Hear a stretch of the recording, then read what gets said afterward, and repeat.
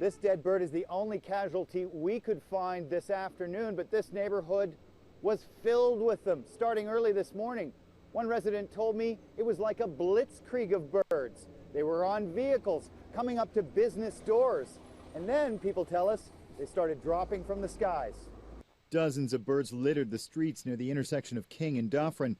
People who work in the area say the birds were flocking in a bizarre manner. There was probably, I would say, like 5, 6, almost up to 1,000 birds in the trees.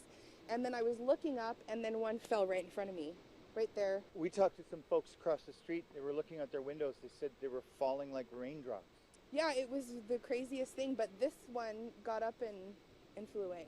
People say the crazy bird event began as early as 7:30 or 8 o'clock this morning.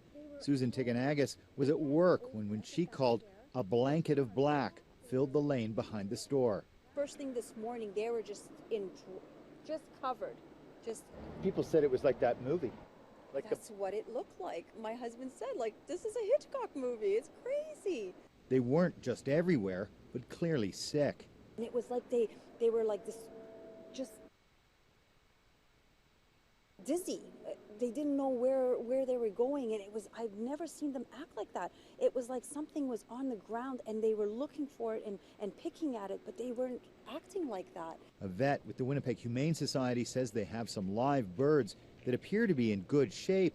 They just can't fly or stand right now. They'll euthanize the birds and do some tests.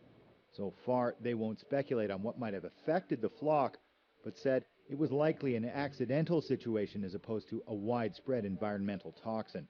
Sean Cavanaugh, CBC News, Winnipeg.